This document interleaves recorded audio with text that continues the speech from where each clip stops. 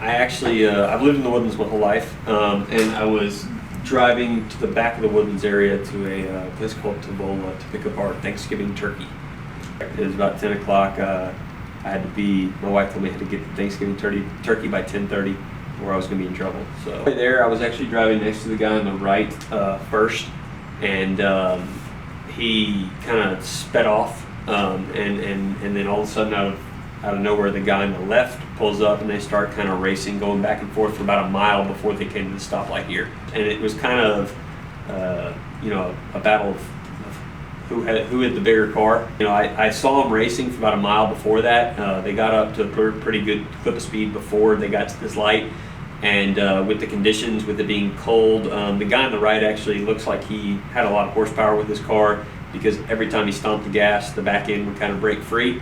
I knew that the cold weather attributed to the amount of horsepower he had, it probably just wasn't going to end good. Kids are more worried about riding their bikes and stuff right now. You've seen the video, but I mean, didn't expect it to happen at all. I mean, not to get too technical car guy about it, but what, from my knowledge of this kind of stuff happens is the guy on the right had quite a bit of power. He was going, when he shifted gears, he did what's probably called a power shift, and back end broke free. He kind of went over in the other guy's lane, overcorrected, and then started spinning and pushed the other guy off into the woods. And then the other guy on the right ended up popping back up onto the street.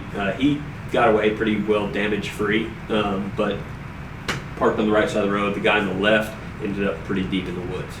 I slowed down I stopped, rolled down my window, and was about to get out of the car, and I looked behind me and there were like 15 cars stopped. Everybody's out there on their cell phones. The guy on the right had pulled over, was getting out of his car, and the guy on the left was getting out of his car. And as soon as I saw his car door open, I said, okay, I don't need to get out. I got a turkey to go get. My wife's going to kill me if I don't get the turkey in time.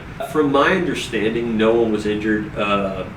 There's some conflicting, from what I'd read on the internet, reports about one of the guys going to the hospital or something, but from what I saw at the scene, everybody was fine. People were calling 911, and I actually saw a report online from one of the state troopers involved or something, and he said that, like paramedics and everything had showed up before he got there. But needless to say, when I actually picked up the turkey and drove back by, quite a scene, and could have been a, not too nice of a guy and said, hey, come check out my video of these guys racing, but it was Thanksgiving, and I'm a car guy at heart, so I don't like racing because I have a family now and I can know what it can do. But at the end of the day, I kind of have a little bit of sympathy for them, because I've been in their shoes at one point. So I've had some faster vehicles, and I've always been a gearhead. But needless to say, me and my friends have always taken them to the track at Houston Raceway Park or Baytown Speedway, and done it that way versus doing it on the street, because things like this can happen. From what I saw, yeah, they were grown men. I think the guy on the right was a little bit older than the guy on the left. The guy on the left appeared to be a little bit younger, but yeah, they definitely were older than teenagers. I mean, these were adults that probably may have kids at home. Who knows? And to act this way, to me, it's just kind of irresponsible. But then again, boys and their toys and horsepower, it gets out of control sometimes, unfortunately.